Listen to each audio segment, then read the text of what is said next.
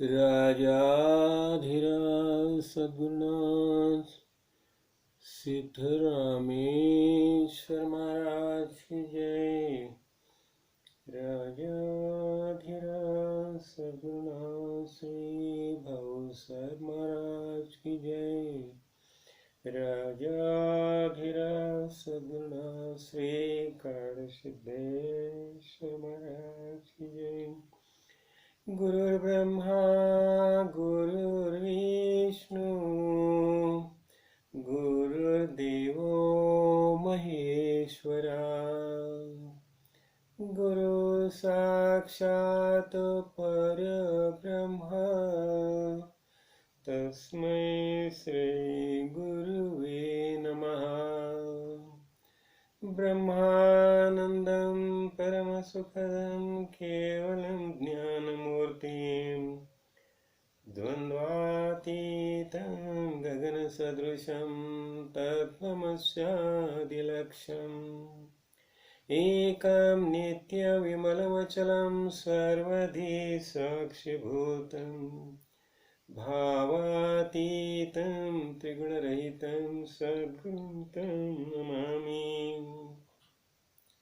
श्रीगुरुचरणप्रतापे पुण्यपापे जाले त्रिभुवनसमतीर्थे ज्ञानगंगे म्याले शुभाशुभ पाहता भावना राम झाले निषेधिनी गुरुराया उन्मनी झोपाले।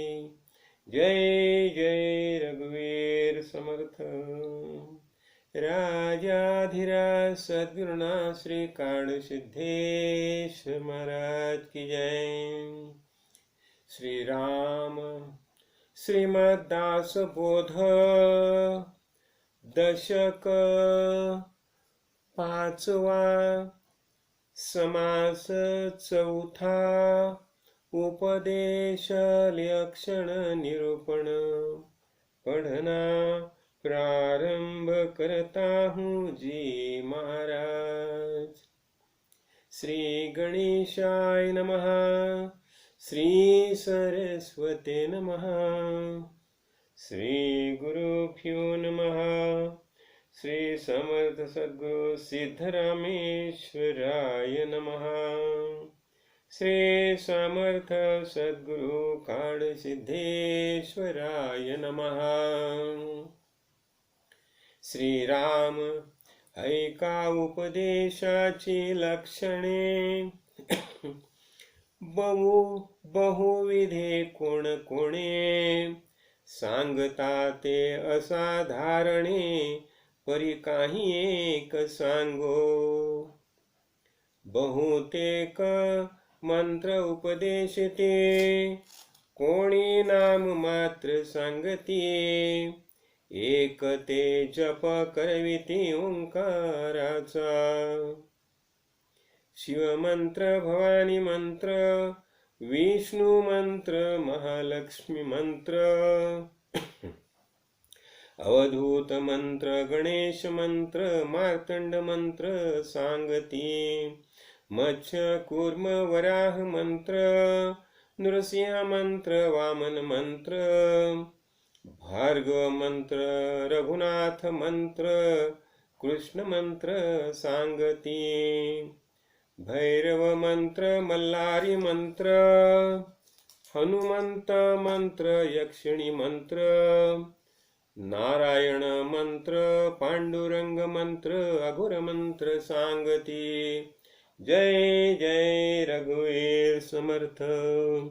ध्यान मूलम गुरोर्मूर्ति पूजा मूलम गुरुपदम मंत्र मूलम गुरुर्वाक्यम मोक्ष मूलम गुरु कृपा। राजाधिराज सद्गुरुनाथ श्री कालसिद्धेश्वर महाराज की जय।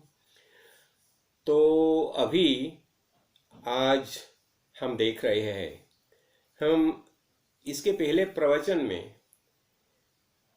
हमने क्या देखा? हमने दो महत्वपूर्ण जो अध्याय थे, समझाना। पहला अध्याय था अर्जुन विषाद योग। जब भी अर्जुन ये सब सामने जो सैन्य जो है, समझाना, वो सैन्य में जब भी उसने देखा कि अपने पितामह है, अपने गुरु है, अपने मामा है, भतीजे है, सब रिश्तेदार युद्ध के लिए सामने डटे हुए खड़े हैं, तो उसे लगा कि ये इन्हें कि इन सबके साथ युद्ध करके इन सबको मारना और बाद में राज्य का उपभोग लेना, ये तो मुझे अच्छा नहीं लगता। तो इसके बदले मैं खुद संन्यास लेके वन में जाऊंगा और वहां शांति से जीवन व्यतीत करूंगा। और इसलिए वह श्री कृष्ण भगवान को वैसे ही बताता है, समझाना। और उसी समय भगवान उसे बताते हैं, अरे ये इतना अच्छा अवसर प्राप्त हो गया युद्ध का, और ऐसी समय ये मोह तुम्हारे ऊपर ये कैसा मोह छाया, समझाना। तो ये जो ये मौका तुम्हें जो मिला है, युद्ध का मौका क्षत्रिय के लिए कैसा होता है, ये तुम्हारे लिए स्वर्ग के द्वार जो है वो खुले हो गए, समझाना। इसलिए वो बताता है कि हतो वा प्राप्त से स्वर्गम जित्वा वा मोक्ष से महिम। ये युद्ध में तुम्हारा जय हो जाएगा तो क्या हो जाएगा, इस पृथ्वी का राज्य है उसका तुम उपभोग ले सकेंगे। और यदि ये युद्ध में तुम्हारा अंत हो जाएगा तो भी क्या हो जाएगा, तुम्हें स्वर्ग का द्वार प्राप्त हो जाएगा, स्वर्ग प्राप्त हो जाएगा, समझाना। तो इसलिए वो बताते हैं कि यही ऐसे अवसर पर तुम्हें ये शोक करना उचित नहीं है, ठीक है। वही समय वो बता रहे उसे कि न जायते म्रियते वा कदाचित नायम भूत्वा भविता वान भूयः अजो नित्यः शाश्वतो अयम पुराण न हन्यते हन्यमाने शरीरे। उसे सांख्य तत्वज्ञान का उपदेश करते हैं, उसे बताते हैं कि शरीर का अंत हो जाएगा तो भी आत्मा अमर है, समझाने। तो इसीलिए तुम शोक करना नहीं चाहिए। और वही समय जो स्थित प्रज्ञ कैसा होता है वो बताते हैं, उससे स्थित प्रज्ञ की भूमिका कैसी होती है। तो स्थित प्रज्ञ ऐसा होता है, यदा सहरते चायम कुर्मो अंगानी व सर्वशः इंद्रियाणि इंद्रियार्थेभ्य तस्य प्रज्ञा प्रतिष्ठित। तुम्हें कैसा होना चाहिए अभी, ये तुम युद्ध में तुम कैसा, देखिए जैसा ये कुर्म जो होता है ना, कछुआ देखो, कछुआ क्या करता है, सब ओर से अपने अंगों को जैसे समेट लेता है, वैसे ही जब यह पुरुष इंद्रियों को विषयों को सब प्रकार से हटा लेता है। ये सब विषय जो है ना, पंच विषय, पंच तन्मात्रा है। तो ये पंच तन्मात्रा से जो विषय लालसा जो है वो सब हटा लेता है और उसकी बुद्धि स्थिर होती है। तो तुम्हें कैसा होना चाहिए, तुम्हें निश्चयात्मक बुद्धि से युद्ध करना चाहिए। और युद्ध ये तुम्हारे लिए बहुत अच्छा मौका है, सब क्षत्रिय के लिए अच्छा मौका है। और यदि तुम ये युद्ध से भाग जाओगे तो क्या हो जाएगा, तुम्हारी दुष्कीर्ति हो जाएगी और सब तुम्हें जो कभी नाना बातों से तुम्हें बताएंगे, समझाना। तुम्हारी घृणा हो जाएगी, तुम्हारी निंदा हो जाएगी, तुम्हारी अपकीर्ति हो जाएगी। और अपकीर्ति जैसा जो अवसर जो है, तो जो ज्ञानी है, समझाना, बुद्धिमान है, उसके लिए अपकीर्ति जैसी बुरी बात और दूसरी कौन सी भी नहीं हो सकती, समझाना। तो ऐसे जब ये भगवान बताते हैं और बाद में ये आत्मा की जो शाश्वत आत्मा है, चिरंतन आत्मा है, समझाना। तो इसी समय वो बताते हैं कि तुम कौन हो, तुम वास्तविक, तुम सच्चिदानंद स्वरूप आत्मा तुम हो। तो ऐसा तुम दृढ़ निश्चय करके तुम ये युद्ध करो। तो अभी देखिए, अभी अर्जुन उसे, अभी देखो अर्जुन भी, ये भगवत गीता में एक सबसे बड़ी बात जो बताई गई है, तो अर्जुन तो आम आदमी है, और भगवान सर्वज्ञ है। और ऐसा होने से भी अर्जुन भगवान से तर्क करता है। भगवान जो कुछ बताता है वो बिना सोचे बिना समझे वो स्वीकारने के लिए तैयार नहीं है। वो भगवान को पूछ रहे हैं कि आप ये सब बता रहे हैं और आगे आगे चल के देखो। अभी आज हम जो तीसरा जो अध्याय है, जो अध्याय कर्मयोग करके बताया जाता है, तो एक कर्मयोग में आज हम प्रवेश कर रहे हैं, समझाना। तो आज मेरे सामने एक बात आई। देखिए आज क्या है, आज तो ऐसी तो प्रबोधिनी एकादशी, कार्तिकी एकादशी, और आज तो है देवशयनी एकादशी, आषाढ़ी एकादशी। ये एकादशी को क्या बताया जाता है, ये देवशयनी एकादशी है, समझाना। और आषाढ़ी एकादशी से लेकर कार्तिकी एकादशी के तक जो चतुर्मास है, चातुर्मास जो बताया जाता है, तो इसकी विशिष्टता क्या होती है। तो हमें ये चातुर्मास में जितना हो सके भगवान का अनुसंधान करना चाहिए, भक्ति करनी चाहिए, अच्छे कर्म चाहिए, पूजा अर्चा करनी चाहिए, जितना हो सके सत्संग में जाना चाहिए। तो ये चातुर्मास का वैशिष्ट्य तो हमें एक झटके से हम एक कहानी देखेंगे चातुर्मास के बारे में। देखिए अभी हम तो नारद मुनि को तो सब मानते, ब्रह्मर्षि वो होते ऐसे देवर्षि नारद है, समझाना, देवर्षि नारद है। और उनका वैशिष्ट्य देखिए, अभी नारद ये कीर्तन भक्ति का आदर्श माना जाता है, समझाना। क्या हो गया, तो अपने दक्ष प्रजापति, तो दक्ष प्रजापति के 10 बेटे, जब भी सब नारद मुनि से मिले तो नारद मुनि ने उन्हें बता दिया कि अरे भाई क्या करने वाले हैं तुम तो शादी करने जा रहे हैं।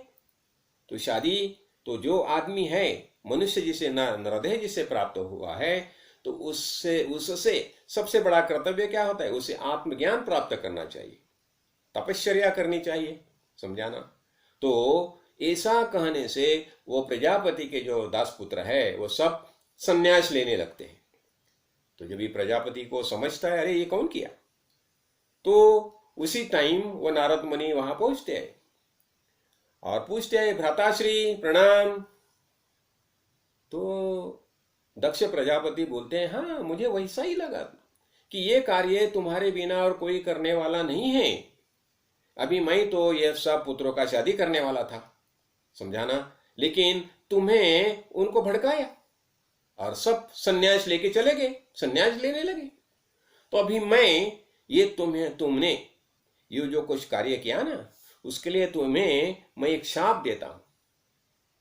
देखिए क्या बोलते हैं दक्ष प्रजापति कि तुम्हारा कोई घर ठिकाना नहीं रहेगा, तुम ये त्रैलोक में घूमते रहेंगे, फिरते रहेंगे और नारायण नारायण नारायण करते करते करते फिरते रहेंगे। तो ये सुन के नारद, देवर्षि नारद बताते हैं भ्राताश्री आपने तो मुझे वरदान दे दिया, एक तो मेरे मुख से सदा नारायण नारायण नारायण ये भक्ति चलती रहेगी, ये तो वरदान हो गया, और मैं ये त्रैलोक्य में घूमता रहूंगा, ये बहुत बड़ी अच्छी बात है। ये भगवान का कार्य तो मुझसे हमेशा चलता रहेगा, मैं हमेशा भगवान का कार्य करता रहूंगा, तो ये तो मेरे लिए आपने वरदान दिया है। तो ये नारद मुनि जो है, यह नारद मुनि के वैशिष्ट्य देखिए। यह नारद मुनि शुरू में उपबर्हण नाम के गंधर्व थे, समझाना। तो जब भी स्वर्ग में सब संत समागम, देवर्षि महर्षि ऋषि सब आए थे और उनके सामने कुछ गीत गान पेश करने थे, तो उसी समय ये उपबर्हण गंधर्व को बुलाया गया, उसका सब परिवार आ गया वहां गान करने के लिए। और वहां ये उपबर्हण गंधर्व ने क्या किया, जो हम बोलते हैं ना लावणी गीत बोलते हैं ना, समझाना, जो विषय जनित जो होता है ना, जो बातें होती है ना, तो ऐसी गीत गान उसने वहां शुरू किया। अभी देखो वास्तविक वहां इकट्ठा हो गए थे सब ब्रह्मर्षि थे, देवर्षि थे, समझाना। और ऐसे इंद्र की सभा में जब ये ऐसा गान शुरू किया तो ये ऋषि सब अपमानित हो गए, उन्हें लगा अरे तुम तो हमारा अपमान कर रहे हैं। तो इसका फलस्वरूप तुम मृत्युलोक में दासी पुत्र करके तुम्हारा जन्म हो जाएगा। हो गया। तो ये दासी पुत्र हो गए, और दासी पुत्र होने के बाद कुछ समझो उसका 7-8 साल का उम्र था, और चातुर्मास था। और चातुर्मास में वहां, चातुर्मास बोलेगा तो देखो आज से शुरू हो गया, आषाढ़ी एकादशी से लेकर कार्तिकी एकादशी तक। तो आषाढ़ी एकादशी ये होगी देवशयनी एकादशी, और कार्तिकी एकादशी होगी प्रबोधिनी एकादशी। समझा ना? तो चातुर्मास का समय हो गया। तो वही गांव में संत महानुभाव आए थे। तो ये बालक के माता ने बता दिया उसे, अरे तुम ऐसा करो, ये सब महानुभाव संत महानुभाव अपने गांव में आए हैं ना, तो उन्हें जाके तुम मदद करो। और ये बालक उनके साथ रहने लगा, उनको जो जो कुछ छोटी मोटी मदद लगती थी सब मदद करने लगा। ऐसे ही 4 महीने निकल गए। तो ये सब ऋषि मुनि आए थे, उन्होंने देखा ये बालक का। तो जब ये बालक को देखा, ये शांत है, समझाना, कुछ ज्यादा हलचल नहीं करता, शांति से रहता है। तो उसको उसकी हालत देख के, और वहां क्या होता था, ये सब ऋषि थे ना, ऋषि मुनि थे ना, उनका उच्छिष्ट जो था वो प्रसाद करके उसको मिलता था। देखो भाग्य कैसा होता है। और ये 4 महीने के बाद वो बालक की ये अवस्था देखने से वो ऋषि मुनि को लगा कि नहीं, इसे हम ज्ञान देना चाहिए। और जाते जाते वो ऋषि मुनि ने उसे ज्ञान का बोध किया। समझा ना? अभी ज्ञान का बोध करने से ये बालक आया है, घर में आता है, और कर्म धर्म संयोग से क्या हो गया, एक दिन जब भी उसकी माता दूध दोहने के लिए गई थी, तो जब ही उसके सर्पदंश हो गया और उसका मृत्यु हो गया। देखो अब ये अकेला बालक क्या करेगा, बाप का तो पता नहीं है, दासी पुत्र है। समझाना? तो ऐसा ही यह जंगल की ओर चला गया। और जंगल की ओर जाने से, जंगल में जाने के बाद जब ये ऋषि मुनि ने जो मंत्र दिया था, वह मंत्र का जाप शुरू किया उसने, और परिणाम स्वरूप भगवान प्रसन्न हो गए। और उन्होंने उसे बता दिया, देखिए अभी यही तरीके से तुम पूरा जीवन व्यतीत कीजिए। और वो बालक वही तरीके से पूरा जीवन व्यतीत किया उसने। और अगला जन्म ये ब्रह्मदेव का मानस पुत्र नारद मुनि करके उसका जन्म हो गया। ये कहानी जो है, ये कहानी खुद नारद मुनि बता रही है। देखिए संत समागम का क्या परिणाम होता है, संत सान्निध्य में आने से, सत समागम करने से क्या परिणाम होता है, ये खुद की कहानी नारद मुनि सबको बता रहे हैं। समझाना? तो यही बात है। तो अभी ये चातुर्मास शुरू हो गए हैं। तो चातुर्मास में हम आज देख रहे हैं, हम कर्मयोग देख रहे हैं, भगवत गीता का कर्मयोग जो भगवान ने अर्जुन को बताया है। देखो पहला ही श्लोक ऐसा है, अर्जुन बता रहे हैं, ज्यायसी चेत कर्मणा ते मता बुद्धि जनार्दना तात किम कर्मणि घोरे माम नियोजसी केशवा। क्या बता रहे? देखो अर्जुन क्या बता रहे हैं कि अरे भगवान जनार्दन, तू जानता है कि ये कर्म जो है, बुद्धि जो है, समझा ना, बुद्धि इसका मतलब ज्ञान। तो ज्ञान जो है कर्म से श्रेष्ठ है, यह आप जानते हैं। और ये जानते हुए भी आप, ये घोर कर्म है युद्ध। अभी ये जो युद्ध, जो घोर कर्म है, मेरे सब रिश्तेदार हैं, पितामह जो है गुरु है, द्रोणाचार्य गुरु है, कृपाचार्य गुरु है, भीष्म पितामह है, समझाना, शल्यराज है, शल्यराज तो मेरे मामा लगते हैं ना, समझाना, रिश्तेदार हैं। और ये सब कौरव बोलेगा तो मेरे ही भाई हैं। तो ये सबको मारने का जो घोर कर्म है, तो ऐसे कर्म में आप मुझे मेरी नियुक्ति क्यों कर रही हो? ये कर्म करने के लिए आप क्यों मुझे बता रही है? देखो अर्जुन अभी भी तर्क करता है भगवान से। भगवान ने सांख्य योग में उसे बता दिया है, समझाना, न हन्यते, हन्य माने शरीर है, शरीर को मारा तो भी आत्मा अमर है, ये बता दिया है। तो भी अर्जुन अभी भगवान से पूछ रहा है।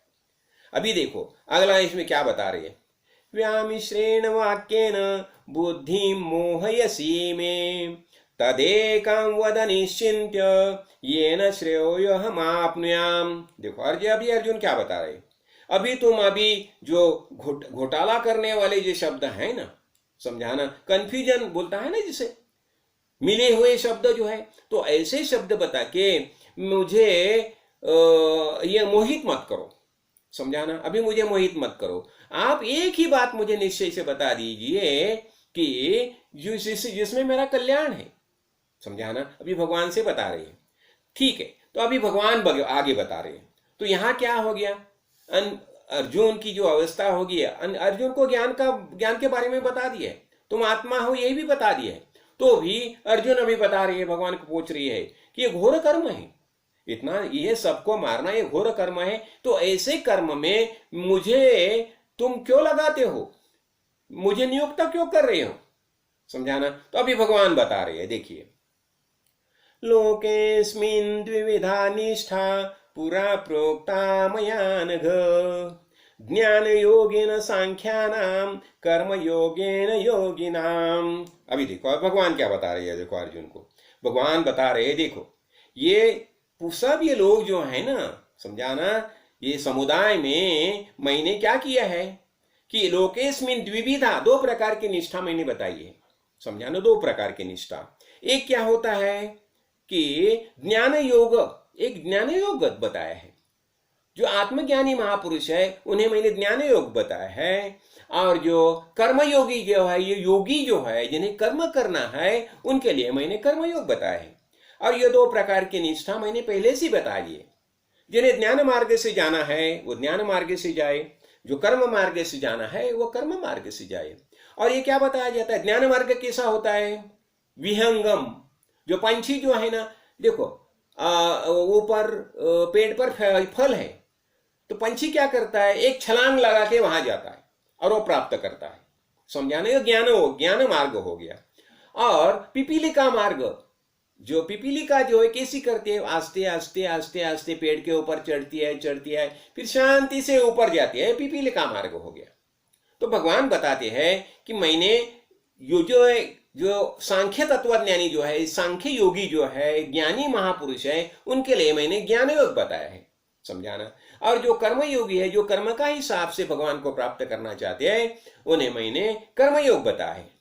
तो आगे बताते हैं, देखिए, न कर्मणारंभारंभैने नैष्कर्म्यं पुरुषोऽश्नुते न च संत्रसनादेव सिद्धिं समगच्छति। देखो अभी क्या ये बता रही है, देखो भगवान आगे बता रही है कि तुम क्या करते हैं, मनुष्य क्या करता है। देखो मनुष्य तो कर्म को आरंभ किए बिना समझता है कि मैं निष्कर्म स्थिति को प्राप्त हुआ। तो नैष्कर्म्य जो है, नैष्कर्म्य क्या होता है, कर्म न करने की अवस्था है। नैष्कर्म्य जो है स्थिति है, ये कर्म न करने की स्थिति है, लेकिन ये स्थिति कभी प्राप्त होनी चाहिए, कर्म को आरंभ किए बिना नैष्कर्म्य प्राप्त नहीं होता। पुरुष को नैष्कर्म्य नहीं प्राप्त होता, पहले तुम कर्म आरंभ करो, समझाना। तो कर्म आरंभ करने बिना किसी को नैष्कर्म्य नहीं प्राप्त होता। और आगे बता रहे हैं कि नच कर्म त्याग, जो कर्म त्याग है, तो कर्म त्याग करके तुम्हें सिद्धि नहीं प्राप्त हो जाएगी। केवल कर्म न करने से, कर्म त्याग करने से किसी को भी सिद्धि नहीं प्राप्ति होती, समझाना। तो ये सांख्य निष्ठा जो है, सांख्य निष्ठा बोलेगा तो ज्ञान मार्ग, सिद्धि प्राप्त करना है तुम्हें, समझाना। तो सिद्धि प्राप्त करनी होगी तो तुम्हें कर्म तो करने ही पाइए। तुम कर्म आरंभ न किए बिना, कर्म किए बिना तुम नैष्कर्म्य स्थिति ऐसी है, वो अंदर से नैष्कर्म्य होता है, वो मन से कार्य नहीं करता, समझाना। वो उसकी इंद्रिय जो है कार्य करती है, लेकिन वो इंद्रिय जब भी कार्य करते हैं उसमें उसका मन नहीं लगता। अभी देखो इसके बारे में एक कहानी हम देखेंगे। देखो घर में काम करने वाली जो होती है ना, अपना आचारी महिला जो होती है, वो घर में काम करने के लिए आती है, समझाना। तो आती है, घर में काम करती है, पूरा काम करती है और चली जाती है।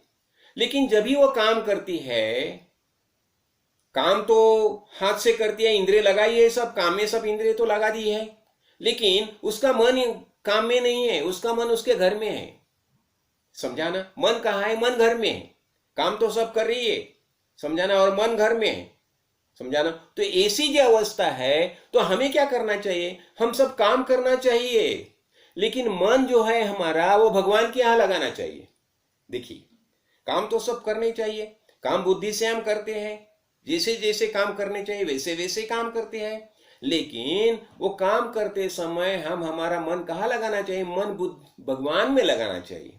समझाना, यही बता रही है। समझाना।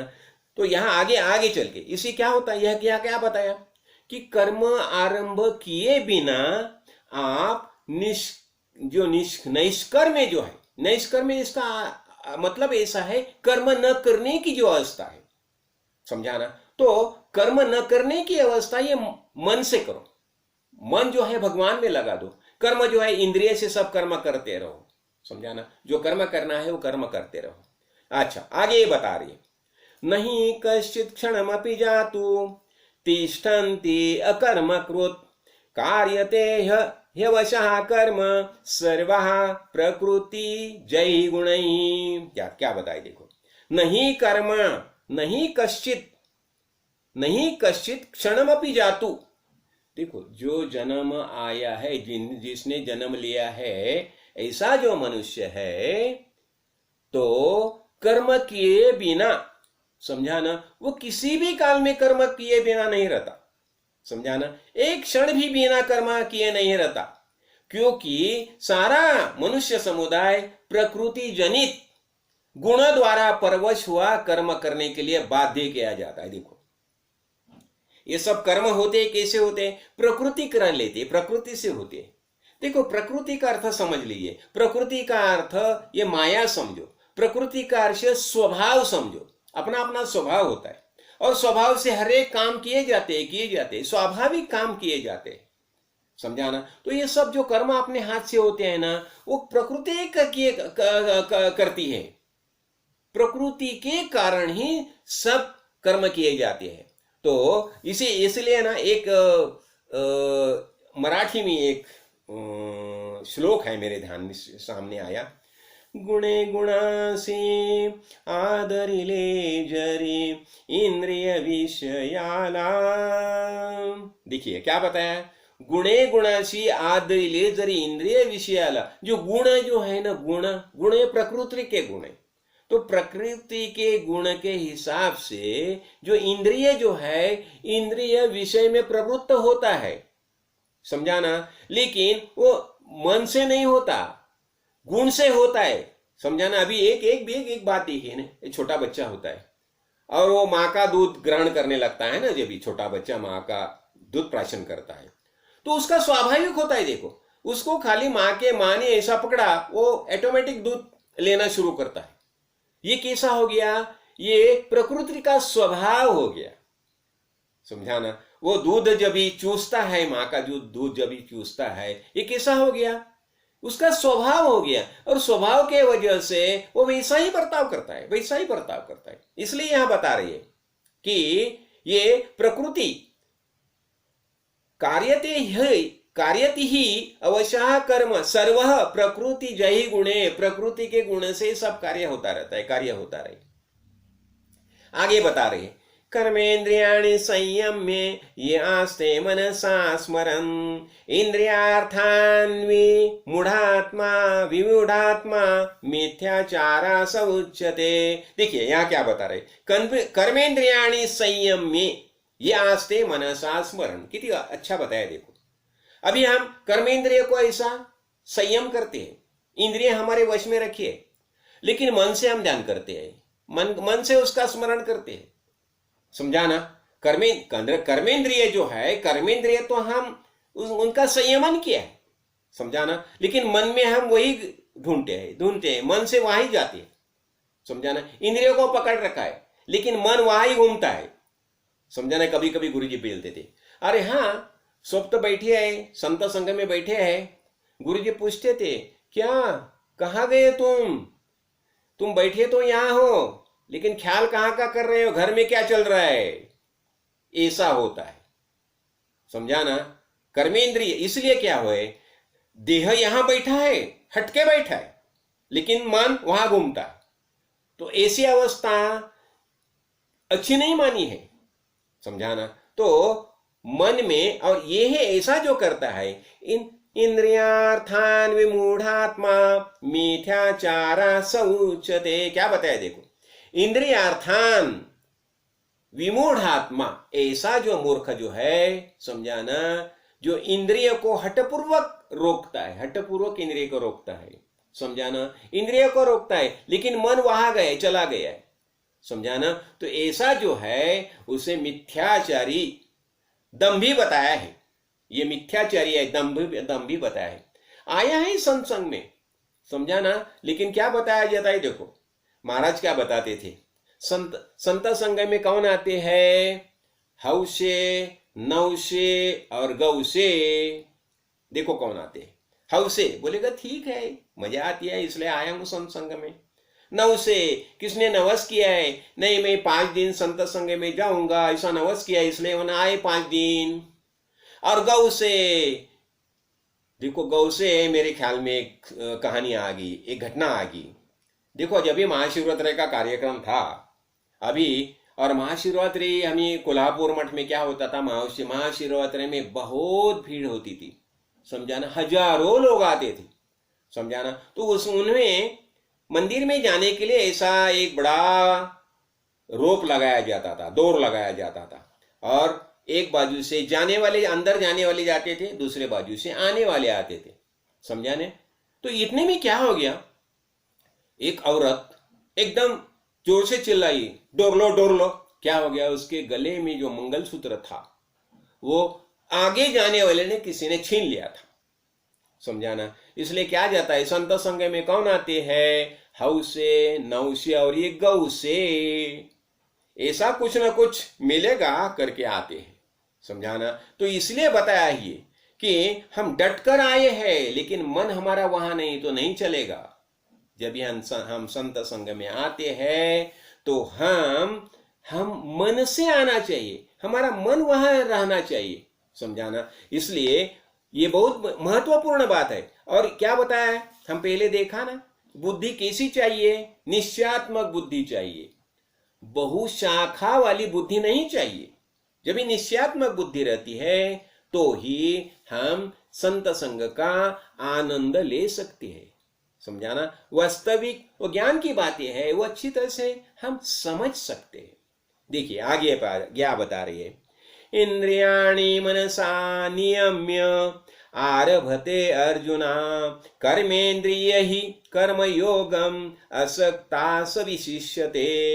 देखो आगे क्या बता रहे, ये भगवान बता रहे हैं अर्जुन को, अरे जो पुरुष मन से इंद्रियों को वश में करके, देखो मन से इंद्रियों को वश में करना चाहिए, और अनासक्त हुआ समस्त इंद्रियों द्वारा कर्मयोग का आचरण करता है, वही श्रेष्ठ है। यहां क्या बताया कि अनासक्त है, बहुत महत्वपूर्ण बात है। ये अनासक्त होना चाहिए, आसक्त नहीं होना चाहिए, समझाना। और इसलिए क्या बताया जाता है, मुक्त होता परी बळे झाला बद्ध घेऊन्या छंद माझे माझे आसक्त हो गया। ये तो पहले ही मुक्त था, समझाना, लेकिन जैसा उसने बता दिया है मेरा है, आसक्त हो गया, तो वो बंधन को प्राप्त हो गया। इसलिए भगवान बता रहे हैं कि ऐसा कर्मयोग का जो आचरण करता है वही श्रेष्ठ है। अतः आगे चल के देखो क्या भगवान बता रहे हैं, नियतम कुरु कर्म त्वं कर्म ज्यायो हि कर्मणा शरीर यात्रा पिचते न प्रसिद्धेत अकर्मणः। देखो हम बोलेगा नहीं मैं अभी कर्म करना नहीं चाहता, नहीं चलेगा। ये शरीर की यात्रा जो है, हम शरीर धारण करके, देह धारण करके भूतल पर आए हैं, तो हमें कुछ ना कुछ कर्म तो करना ही पड़ेगा, समझाना। और इसीलिए भगवान क्या बता रही है कि नियतम कुरु कर्म त्वम, त्वम कर्म कुरु, किसी कर्म कुरु, नियतम जो शास्त्र विहित कर्म है, ऐसे कर्म करते रहो, समझाना। और तुम कर्म किए बिना रह ही नहीं सकते, इसलिए कर्म तो करने ही पड़ेंगे। इसलिए ऐसे कर्म करना कि जो कर्म के आधार से हमें भगवान की प्राप्ति हो जाएगी, ज्ञान की प्राप्ति हो जाएगी, और वो कर्म से हम नैष्कर्म्य सिद्धि जो है वो प्राप्त कर सकेंगे। समझा ना? तो नैष्कर्म्य सिद्धि कैसी प्राप्त होती है? ये मन की बुद्धि की अवस्था है। समझा ना? अंदर से मैंने कर्म किया ये भाव ही नहीं होना चाहिए। इसलिए हम बोलते हैं ना, कर्ता कर्विता भगवान समझिए। समझा ना? तो आगे भी भगवान बता दे, देखो अर्जुन को, निमित्त मात्रम भव सव्यसाची। अरे तुम तो निमित्त बनो, ये सब जो कर्म है ये युद्ध विद्ध सब है, मैंने पहले से ही किया है। ये सामने जितने खड़े हैं वो सबको मैंने मारा ही है। तुम मारने वाले कौन हो? तुम खाली युद्ध करो। निमित्त मात्रम भव सव्यसाचीन, ये आगे आगे बताएंगे भगवान। लेकिन यहां महत्वपूर्ण बात क्या है? मैं कर्म करता हूं ऐसा भाव ही तुम क्यों लाते हो? समझा ना? तो यही महत्वपूर्ण बात यही है कि कर्म करने वाला मैं नहीं हूं, ये स्वभाव जा कर्म होते हैं। समझा ना? प्रकृति हमसे कर्म करती है। ठीक है, आगे क्या बता रहे हैं देखो, यज्ञार्थ कर्मणो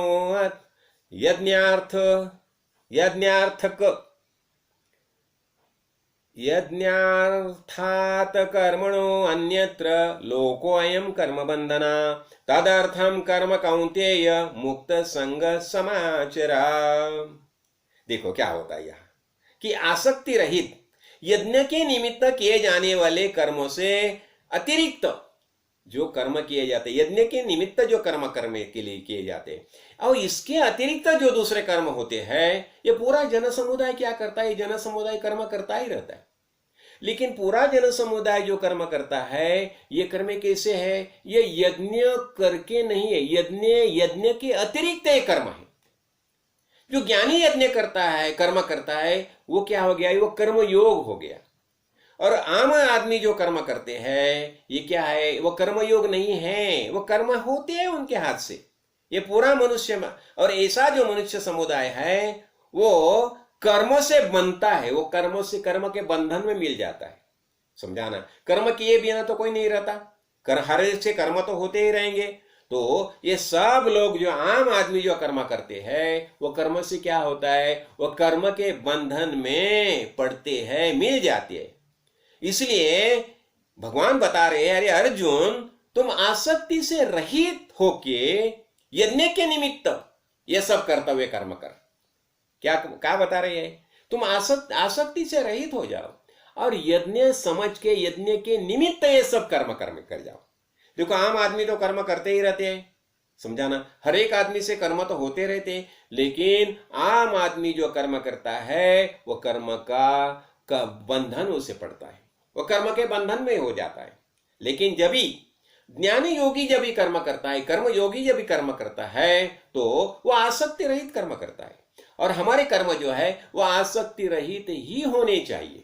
समझाना? तो आसक्ति रहित कर्म होने से क्या होता है? ये आसक्ति रहित कर्म होने से ये यज्ञ होता है। समझाना? ये बात बता रही है भगवान। आगे चल के देखिए, स यज्ञः प्रजा सृष्ट्वा पुरोवाच प्रजापतिः अनेन प्रसविष्यध्वम् एषः वोस्त्वेष्ट कामधुक्। देखो कितना अच्छा बताया प्रजा। ये बता रहे हैं भगवान कि पहले जब ही ब्रह्मदेव ने, ये प्रजापति ने सब प्रजा निर्माण की, सृष्टि निर्माण कैसे की? और यज्ञ से ही सब निर्माण किया है। समझाना? ये यज्ञ सहित सब निर्माण किया है। और क्या होता है? और इसलिए ये बता रहे हैं कि ये यज्ञ द्वारा, और ये यज्ञ करने से सबकी वृद्धि होती है, सबका विकास होता है। तो तुम लोग भी ये यज्ञ करो और ये यज्ञ के मार्ग से सबका विकास करो, सबकी उन्नति करो, ये बता रही है। समझाना? कि और सबकी वृद्धि होनी चाहिए। और ये वृद्धि होने से, यज्ञ करने से क्या होता है? हरेक को इच्छित भोग प्राप्त होता है। समझाना? तो आगे देखो, आगे भगवान ना ये बता रही है कि हम अनेक देवता मानते हैं। समझाना? और देवता देखो हम क्या बताते हैं कि क्या होना चाहिए? कि हरेक जो नरदेह प्राप्त करके भूतल पर आया है उसे हम बोलते हैं ना कि मातृदेवो भव, पितृदेवो भव, आचार्य देवो भव। समझाना। फिर बताया जाता है मातृ ऋण, पितृ ऋण, देव ऋण, ऋषि ऋण, आचार्य ऋण, ये सब सब सब जो ऋण है, ये सब ऋण से उसे मुक्त होना चाहिए। तो देखो यहां क्या बता रहे हैं कि देवान भावत्याने ते देवा भावयन्तु वहा परस्परम भावयन्तः श्रेयः परम परम अवाप्तस्थ। देखो क्या होता है। अभी हम जब भी भगवान की देवता जो है ना, अनेक देवता है, देव देवता है। देखिए अभी हम जब भी पानी लाने जाते हैं तो हम गंगा माई को प्रणाम करते हैं। जब भी हम जंगल में जाते हैं तो हम सृष्टि सती को प्रणाम करते हैं, वन देवता को प्रणाम करते हैं। समझाना। तो हर एक जगह देवता है। जल में जल देवता है, हम वन में जाएगा तो वन देवता है। ये सब देवता जो है, समझाना। पर्जन्य देवता है जो हमें बारिश देती है, पर्जन्य देता है। तो इसलिए क्या बता रहे हैं कि देवान भावयतानेन ते देवा भावयन्तु वहा। तो तुम लोग इस यज्ञ के द्वारा देवताओं को उन्नत करो, देवताओं को प्रसन्न करो। समझाना। देवता में देवता को प्रणाम करेगा तुम तो देखो देवता भी तुम्हें मदद करेंगी। समझाना। जब इंद्रदेव की पूजा की जाती थी तो इंद्रदेव की क्यों पूजा की जाती थी? इंद्रदेव पानी बरसाता है। समझाना। इसलिए इंद्रदेव की पूजा करनी चाहिए।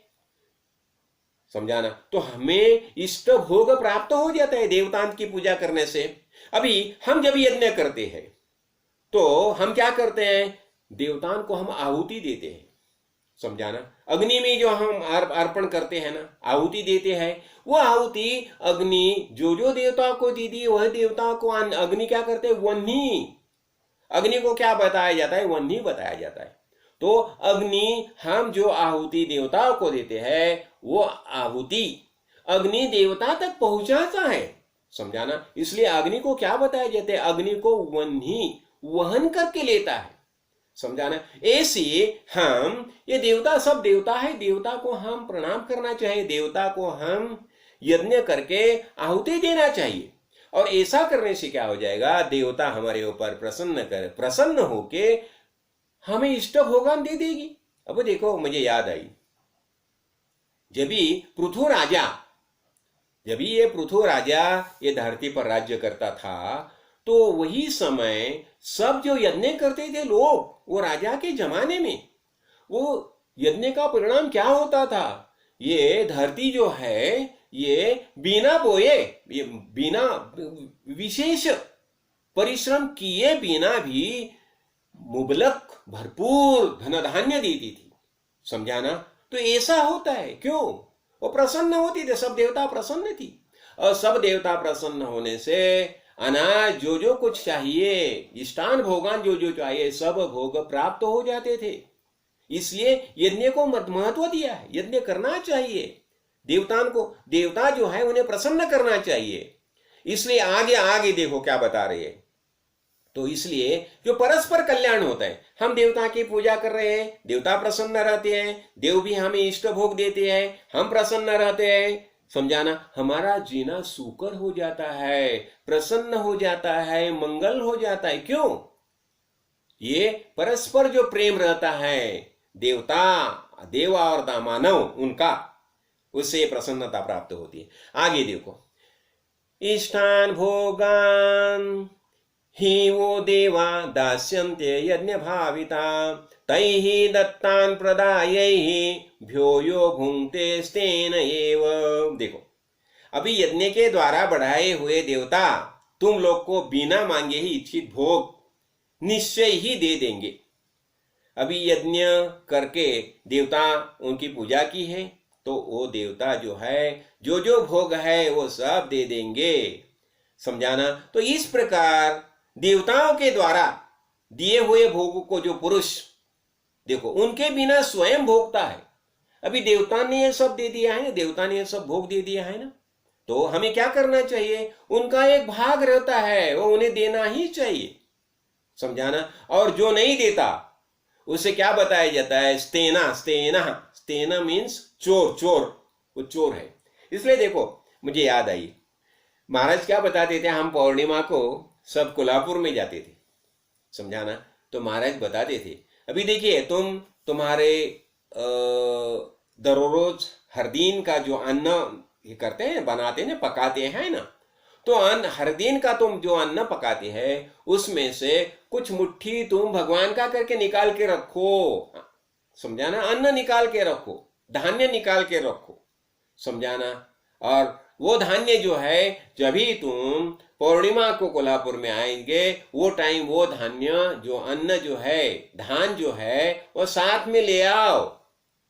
मामूली ऐसी तो मामूली बात लगती है, लेकिन क्या होता है, उससे क्या होता है, हमारे अंदर एक ये तैयार होता है कि नहीं, इसमें भगवान का एक हिस्सा है, समझाना। और ऐसी देखो अपनी परंपरा, देखो अपनी परंपरा, हमारे परंपरा, अपने परंपरा में क्या होता है, देखो हर गांव में एक मंदिर होता है, एक देवता होती है, मंदिर होता है, समझाना। और हर एक आदमी जो है अपना जो मिलता है पूरा साल में जो कमाता है, उसमें से एक पंचमांश भाग जो है वो भगवान का करके निकाला जाता है, वो भगवान का समझो। और वो भाग जो है वो भगवान के मंदिर में दिया जाता है। देखो इसमें एक बहुत बड़ी अच्छी बात है इसमें। अब ये भगवान का जो पैसा है जो मंदिर में आता है, समझाना, और ये गांव में सब लोग है भगवान के ही भक्त है, समझाना। तो अभी उनमें से कभी किसके ऊपर कुछ कठिनाई निर्माण हो जाएगी, उसे कभी समझो कौन से गोष्ठी की चीज की आवश्यकता रहेगी, तो ये भगवान का जो प्रसाद है तो उसे मिलना चाहिए, समझाना। कितनी अच्छी बात थी। देखो ये भगवान की जो इच्छा थी, ये भगवान का पैसा है, भगवान का निर्माण किया है, भगवान का निकाला है, समझाना। और इससे क्या होता था, ये जब ही उसे मिल जाता था, जो कठिनाई ग्रस्त है, देखो अकाल ग्रस्त है, तो ऐसे समय उन्हें भगवान का प्रसाद मिल जाएगा तो वो भी प्रसन्नता से जी सकते हैं। यही हमारे मंदिर में यज्ञ की जो भावना रहती है, समझाना। भगवान का हिस्सा जो रहता है, जो भगवान ने हमें दिया है, लेकिन इसमें भगवान का हिस्सा है, तो ये हिस्सा जो है भगवान का, वो भगवान को देना चाहिए। देखिए आगे क्या बता रहे हैं,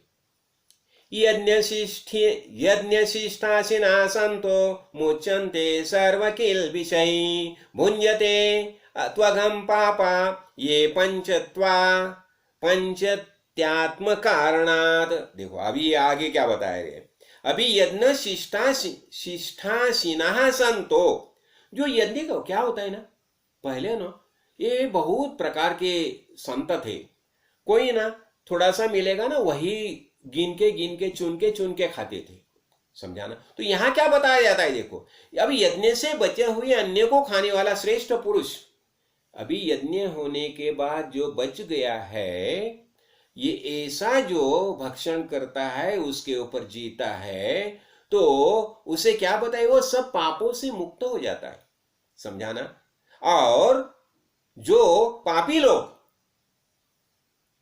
खाली अपने शरीर पोषण के लिए खाना बनाते हैं, समझा, तो उसे क्या बताया है, तो उसे बताया है वो पाप को ही खाते हैं। इससे हमें भगवान ये बता रहे हैं कि हम जो जो बनाते हैं, जो जो खाते हैं, तो अपना इसमें एक परंपरा है। देखो अतिथि देवो भव, जब भी हमारा खाना तैयार हो गया तो देखते थे, अरे भाई कोई अतिथि आ रहा है क्या, तो अतिथि ये जो है वो भगवान का रूप माना जाता है। और कोई अतिथि आ जाएगा तो उसे खाना दिया जाता है, भगवान समझ के उसकी पूजा करके। और इसीलिए हमारी परंपरा में भिक्षान देही जो है, समर्थ रामदास देखो क्या बताते थे, वो भिक्षा को प्राधान्य देते थे। हमारे दत्त गुरु देखो, दत्त गुरु भी घूमते रहते हैं, भिक्षान दे करके घूमते रहते, समझा। तो ये भूई भिक्षा का जो प्राधान्य है, भिक्षा का जो महत्व जो है, यही एक यज्ञ की भावना है। इसलिए यही यहां बता रहे हैं कि बस उदर भरण के लिए जो खाता है, बनाता है, तो वो पाप का भक्षण करता है, ऐसा भगवान बताते रहे यहां।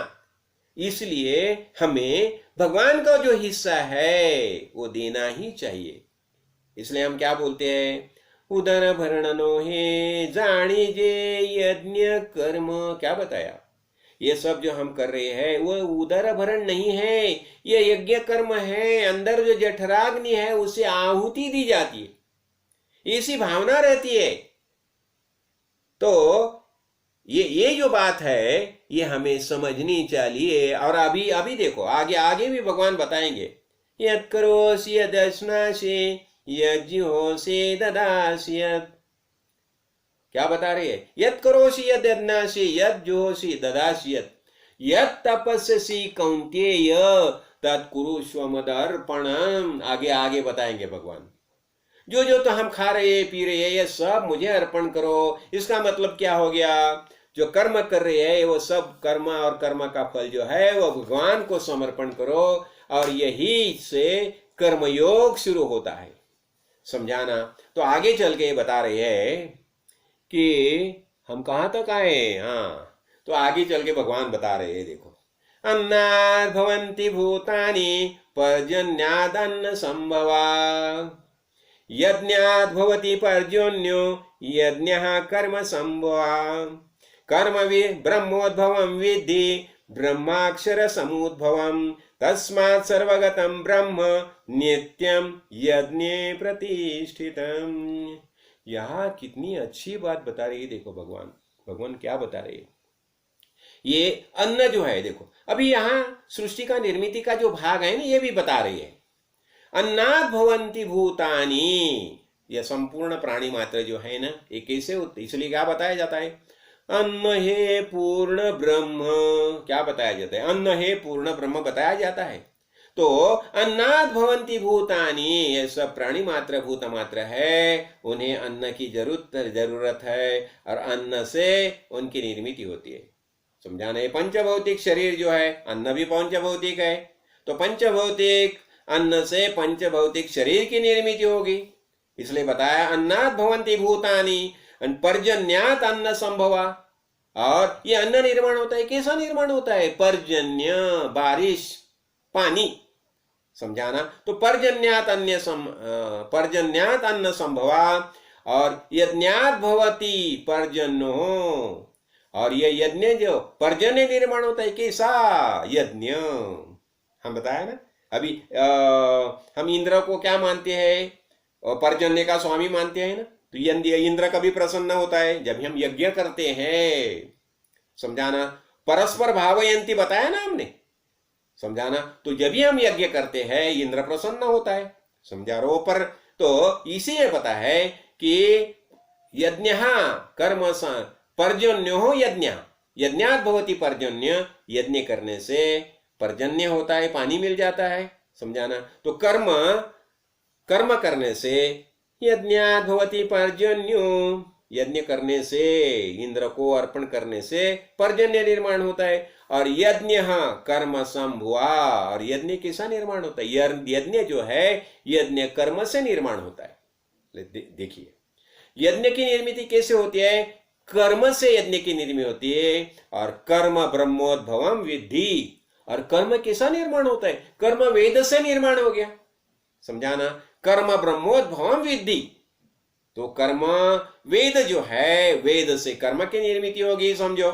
समझाना, और ब्रह्माक्षर समुद्भवम, और ये जो ब्रह्म जो है, समझाना, वेद जो है, तो वेद की निर्मिति कहां से होगी, अक्षर से चैतन्य से निर्मिति होगी। तस्मात् सर्वगतं ब्रह्म नित्यम यज्ञे प्रतिष्ठितम। इसलिए क्या बताया, समझना, इससे सिद्ध होता है कि सर्वव्यापी परम अक्षर परमात्मा सदा ही यज्ञ में प्रतिष्ठित है। क्या बताया, देखो, इसलिए यज्ञ है, यज्ञ अति महत्वपूर्ण माना है। तो मुझे लगता है हम आज यहाँ ही रुकेंगे। समझाना, तो हम यहाँ क्या देखा कि यज्ञ जो है, तो कर्म की कितनी विशिष्ट वैशिष्ट्य है, देखो कितना महत्वपूर्ण है। और ये जो है, ये तस्मात् सर्वगतं ब्रह्म नित्यम यज्ञ प्रतिष्ठितम, तो यज्ञ से ही समझाना, ये परमात्मा सदा ही यज्ञ में प्रतिष्ठित होता है। तो इसलिए हमें ये यज्ञ करना चाहिए। समझाना, जो भगवान की बातें हैं भगवान को समर्पण करना चाहिए। समझा, जो और ये सब करते समय कैसा, ये एक करते समय हमारे मन की अवस्था कैसी चाहिए? अनासक्त कर्म, कौन से भी कर्म में खुद आसक्त न होते हुए हम कर्म करना चाहिए। एवं प्रवर्तितं चक्रम नानुवर्तयति हयाम अयागु इंद्रियारामो मोघम पार्थ सजीवते। ये एक हम है, एक क्लास से हम देखेंगे। तो ये बता रही है कि ये जो है ना, ये सब चक्र जो है ना, ये सृष्टि का चक्र है। ये सृष्टि ईश्वर ने निर्माण किया। समझाना, तो जो पुरुष इस लोक में इस प्रकार परंपरा से प्रचलित सृष्टि चक्र के अनुकूल नहीं बरतता, ये सब सृष्टि चक्र है और ये परंपरा से आया हुआ चक्र है। हमारे दादा नाना ये सब जो है, ये सब यही चक्र से चल रहे हैं। समझाना, और इसीलिए ये चक्र के, ये सृष्टि चक्र है, वो उस सृष्टि चक्र को समझ के ही हमें आचरण करना चाहिए। और वह इंद्रियों को द्वारा भोगों में रममाण करने वाला पापायु पुरुष व्यर्थ ही जीता है। और जो कोई इंद्रिय के द्वारा, देखो इंद्रिय को प्राधान्य कभी भी देना नहीं चाहिए, यही बता रहे हैं। जो विषय जो है, विषय तो जितना हो सके जो विषय जो है, विषयान से हमें अलग रहना चाहिए। समझाना, तो विषय से हमें अलिप्त ही रहना चाहिए, विषय से हमें आसक्त नहीं रहना चाहिए। समझा, इसीलिए जो विषयासक्त रहता है, तो विषयासक्त कैसा रहता है उसे पापी बताया है। विषय में जो आसक्त रहता है वो पापी बताया है। इसलिए हमें विषय से अनासक्त रहना चाहिए। जो जो हम कर्म कर रहे हैं वो अनासक्त कर्म करने चाहिए। अभी जब भी हम भगवान को अर्पण करके जो कर्म करते हैं और भगवान कर्ता मानते हैं, इसलिए हम क्या बोलते हैं, कर्ता कर्विता कौन, भगवान ही है। समझा, तो अर्जुन को भी वही बता रही है, निमित्त मात्रम भव सव्यसाचिन। ये सब तो मैंने किया ही है, तो भी तुम निमित्त मात्र युद्ध के लिए खड़े हो जाओ। ऐसी बातें भगवान अर्जुन को बता रहे हैं। आस्ते आस्ते हम आगे देखेंगे। तो आज हमने ये देखा, चातुर्मास शुरू हो गया है। चातुर्मास का ये पहला दिन है। तो देवशयनी एकादशी माना जाता है कि हम क्या करते हैं, देखो ये कर्मयोगी जो है ना, कर्मयोगी भगवान को क्या बताते हैं, भगवान भी देखो हमें जो जो अच्छी बातें लगती है ना, वैसी ही बातें भगवान को हम दे देते हैं। समझाना, तो हमें अच्छा क्या लगता है, कभी कभी ना वो बहुत अच्छा नींद जो है ना, सोना भी हमें बहुत अच्छा लगता है। और हम जब भी सोते हैं ना, बोलते हैं बाबा मुझे सोने दो। तो अभी हम भगवान को क्या बता रहे हैं, भगवान अभी ये तुम देवशयनी एकादशी है, तुम अभी आराम से सो जाओ, तुम्हारा कार्य है तो हम करेंगे, तुम फिक्र मत करो। ऐसा जब भी बेटा बड़ा होता है ना, बेटा वो बड़ा होने से पिताजी को बताता है, पिताजी अभी आज तक इतना साल तुम बहुत काम किया है, तो अभी तुम फिक्र मत करो, इसके आगे तुम्हारा जो कुछ काम है मैं करूंगा, हम करेंगे। तो ऐसे जो भक्त है भगवान को बताते हैं कि भगवान अभी तुम आराम से सो जाओ।